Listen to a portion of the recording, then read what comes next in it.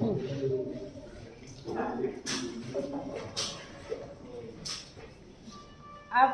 मानव कल्याण में सूक्ष्म जीव की बात करी है हमने।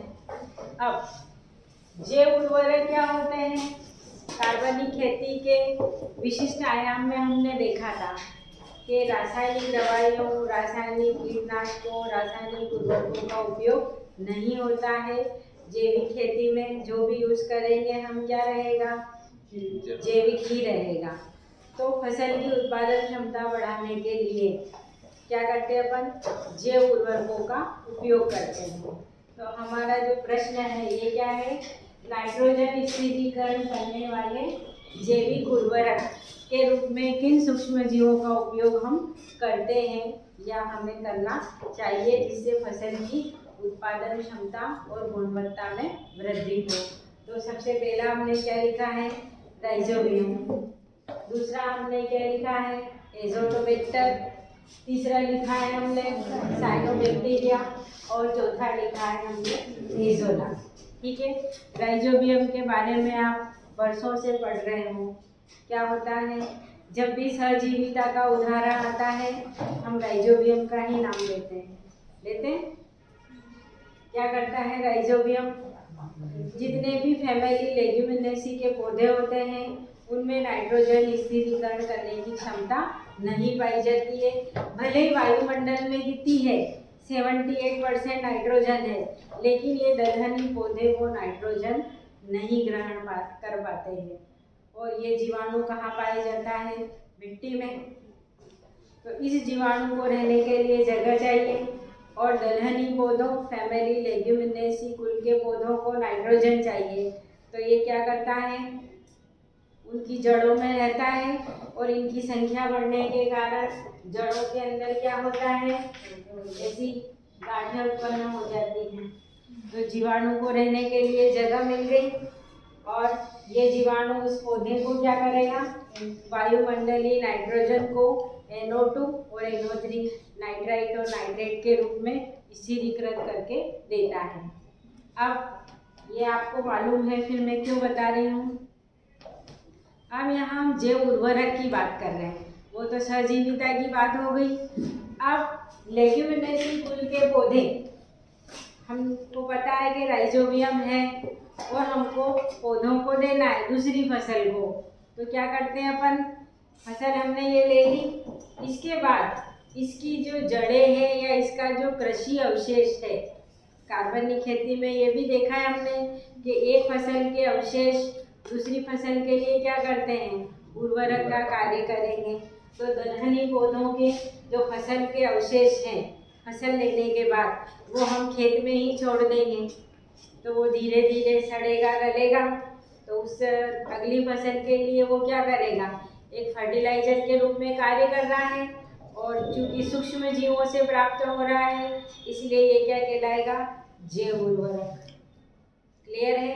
अब ज़्यादातर ये जैव उर्वरक के रूप में इनके जीनस और स्पीशीज लिखे हुए राइजोबियम मेलिलोटी और राइजोबियम जैपोनिकम, इनका उपयोग किया जाता है। फिर इसका उपयोग करने से मिट्टी में या फसल में या हमें क्या क्या लाभ होगा यदि हम किसान हैं? तो 15 से 20% क्या होगा? प्रोडक्शन रेट, फसल उत्पादन क्या होगा? बढ़ जाएगा। फिर इस राइजोबियम के कारण उस पौधे में वृद्धि हार्मोन, आपने 10th में पढ़े हैं या 11th में भी, ऑक्सिन, जिबरलिन, साइटोकाइनिन पढ़े हैं, वृद्धि हार्मोन। इन हार्मोन का संश्लेषण रेट जो दर है वो क्या होती है? बढ़ जाती है, और इसी के कारण पौधा वृद्धि भी करेगा, पुष्पन क्रिया भी शीघ्रता से होगी, और उसके कारण फर्टिलाइजेशन के बाद हमारी जो फसल तैयार होगी वो भी ज़्यादा होगी। फिर मिट्टी की फर्टिलिटी क्या होगी? उर्वरा क्षमता बढ़ जाएगी, और इसके कारण हमारा जो कहीं कीटनाशक, कई रासायनिक शब्द का यूज नहीं कर रहे हैं, इसके कारण हमारा पर्यावरण भी क्या रहेगा? साफ, स्वच्छ और सुरक्षित रहेगा। इसके बाद देखिए आप, अब ये राइजोबियम को दलहनी पौधे फसल के साथ उगा लो, या कहीं भी छोटी क्यारी बना के भी हम उगा सकते हैं। वो फिर उनको तोड़ तोड़ के हरी अवस्था में डालते हैं, तो उसको हम हरी खाद कहते हैं, बात करी है हमने। और सूखने के बाद भी डालेंगे तो उन अवशेषों से क्या होगा, फसल को नाइट्रोजन की कमी पूरी होगी, जो भी अगली फसल होगी। तो ये क्या है, सस्ता और सुविधाजनक, कहीं लेने नहीं जाना पड़ रहा है, खेत के किनारे किनारे पर भी हम उगा सकते हैं यदि हमें अगली फसल के लिए तैयार करना है, या कृषि अवशेष है तो डायरेक्ट उसको डाल सकते हैं। तो ये क्या रहे, राइजोबियम को जैव उर्वरक के रूप में हम किस तरीके से उपयोग में ला सकते हैं। इसके बाद जो अगला लिखा है हमने, क्या लिखा है, एजोटोबैक्टर। अब नाइट्रोजन स्थिरीकरण के लिए या जैव उर्वरक के रूप में जो सर्वाधिक प्रचलित जीवाणु होता है वो कौन है, एजोटोबैक्टर है। अब इसका उपयोग किस किस का प्रोडक्शन बढ़ाने के लिए किया जाता है, तो देखिए लिखा है सभी तरह के अनाज, खाद्यान्न, तिलहनी जिनसे तेल निकाला जाता है, नकदी फसलें, बागवानी और सब्जी के लिए जो भी फसलें हम उगाएंगे उनमें नाइट्रोजन स्थिरीकरण करने के लिए ज़्यादातर इसका उपयोग होगा, एजोटोबैक्टर का उपयोग होगा। अब कौन सी किस्म जीवाणु की, कौन सा जीनस स्पीशीज, तो एजोटोबैक्टर क्लोरोकोकम, इसका उपयोग किया जाएगा स्थिरीकरण के लिए जैव उर्वरक के रूप में। फिर अगला देखिए, इससे क्या लाभ होंगे, प्रोडक्शन रेट क्या होगा फसल का, 10 से 15% सामान्य की तुलना में बढ़ जाएगा यदि हम इनका उपयोग करते हैं। तो ये तो फसल तो उग ही रही है जो भी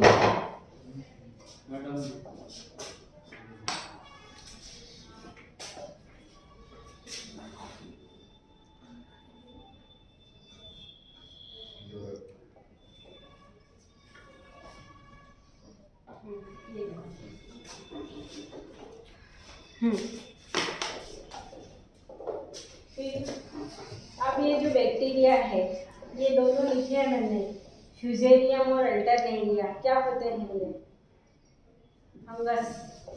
इनकी वृद्धि को कौन रोक देता है, ये बैक्टीरिया।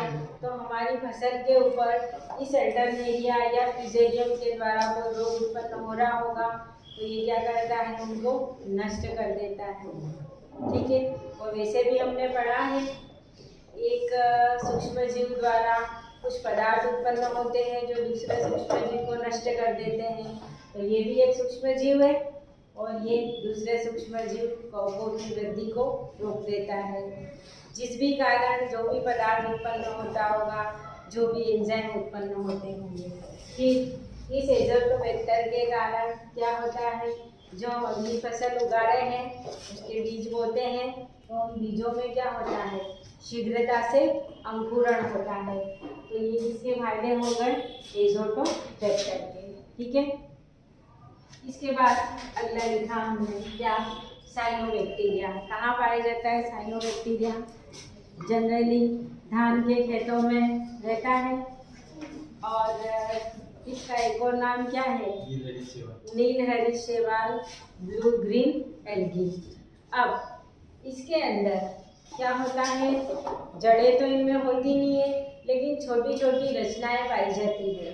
ये छोटी छोटी रचनाएं जड़ों के यहाँ पर, जिससे ये आधारी भाग से चिपका रहता है, आसानी से उखड़ जाता है। जैसे आप देखो घास हो रही है, अपन बैठे बैठे कितनी तोड़ लेते हैं, और ये कोई दूसरा पौधा नीम का उखाड़ने बैठो मतलब खड़ा होना पड़ जाएगा, पर वो पौधा नहीं होगा, ठीक है। तो कौन सी जड़ें हैं यहाँ पर बताओ, अरे हेटेरोसिस्टनी में तो वो जड़ें दो तरह की होती है, एक होती है मूसला जड़ जो गहराई तक जाती है, और एक हाँ जितने भी घास वाले पौधे हैं उनमें ऊपरी लेवल पे फैली हुई। एक बीजपत्री पौधों में क्या पाया जाता है, अपस्थानिक जड़ें पाई जाती है, और जितने भी द्विबीजपत्री पौधे हैं उनमें मूसला जड़ पाई जाती है। अब इनके अंदर क्या होता है, छोटी छोटी अतिवृद्धियाँ होती हैं, इनको क्या कहते हैं, हेटेरोसिस्ट। इन हेटेरोसिस्ट के द्वारा ही क्या होता है, इनके अंदर नाइट्रोजन स्थिरीकरण होता है। अब साइनोबैक्टीरिया कौन कौन, तो नास्टॉक, एनाबिना, ओलासीरा, ओलिगोट्रिक्स, सिलेंड्रोस्पर्म, ये सारे क्या हैं, ब्लू ग्रीन एल्गी के एग्जाम्पल हैं। इसके बाद आप देखिए, अब ये साइनोबैक्टीरिया, हमने अभी बात करी कि धान के खेतों में जनरली, चावल की बात कर रही हूँ मैं फिलहाल, ठीक।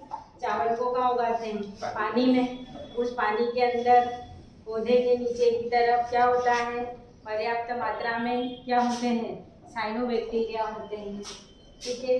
अब उन साइनोबैक्टीरिया की क्या हो रही है, मृत्यु हो रही है। उनकी मृत्यु होने के बाद क्या होता है, उस जल के अंदर या वो जो भी कीचड़ मिट्टी जो भी बोल लो, उसमें क्या होता है, अमोनिया की मात्रा बढ़ जाती है।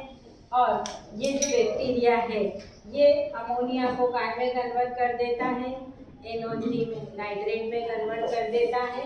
और इसी को पौधे क्या करते हैं, अवशोषित कर लेते हैं। और यही हम चाह रहे हैं कि ज़्यादा से ज़्यादा पौधे को क्या मिले, नाइट्रोजन। और जितनी ज़्यादा नाइट्रोजन उतना अच्छा क्या होगा, पौधे का डेवलपमेंट होगा और खाद्यान्न का उत्पादन भी ज़्यादा होगा। फिर इस साइनोबैक्टीरिया के कारण क्या क्या लाभ होंगे, तो देखो लिखा है 20 से 40 किलोग्राम प्रति हेक्टेयर नाइट्रोजन का स्थिरीकरण क्या होता है, बढ़ जाता है सामान्य की तुलना में। फिर दूसरा, इसके कारण जीवांश वहीं पे मर रहे हैं और वहीं पे रह रहे हैं, तो उस मिट्टी की फर्टिलिटी क्या हो रही है, बढ़ रही है। इसीलिए जीवांश की मात्रा में वृद्धि होने से उस मिट्टी की, उस स्थान की उपजाऊ क्षमता में क्या होती है, वृद्धि हो जाती है। और इसका एक और बेनिफिट है कि ये अम्लीयता और क्षारीयता को, मिट्टी की अम्लीयता और क्षारीयता को क्या करते हैं, बैलेंस करते हैं, सामान्य मृदा बना देते हैं उसको, उस स्थान को, उस क्षेत्र विशेष को, ठीक है। ये रहे तीसरे। अब चौथा देखिए, ये लिखा मैंने एजोला। अब ये एजोला क्या है, एक प्रकार का नहीं साइनोबैक्टीरिया थोड़ी है, फर्न है। लेकिन फर्न के आगे एक शब्द और जोड़ो, यही ऑब्जेक्टिव में आ गया कि एजोला है। तुमने लिख दिया फर्न, लेकिन मुझे और जवाब की, अच्छे जवाब की आशा है।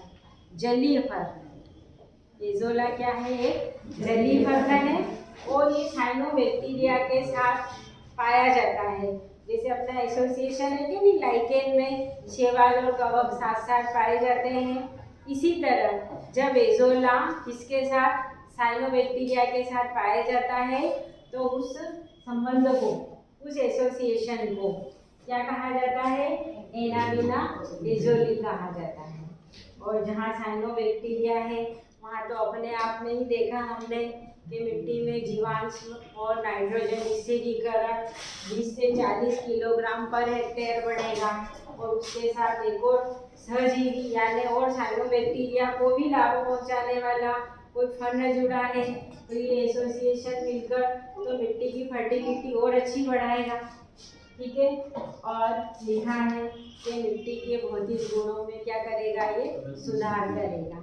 इस तरीके से जैव उर्वरक के रूप में हम राइजोबियम, एजोटोबैक्टर, साइनोबैक्टीरिया और एजोला जो एक जलीय फर्न है, इसका उपयोग कर सकते हैं और मिट्टी की गुणवत्ता को बढ़ा सकते हैं और हमको भी फायदा होगा। हमने एक टर्म पढ़ी है पहले भी, जैव आवर्धन। क्या होता है जैव आवर्धन? के रासायनिक दवाइयाँ और कीटनाशक यदि जैव श्रृंखला में प्रवेश कर जाते हैं तो एक पोषण स्तर से दूसरे पोषण स्तर में जाने पर उसकी मात्रा क्या होती है, बढ़ती है। तो यही कहलाता है जैव आवर्धन या बायोमैग्निफिकेशन, ठीक है।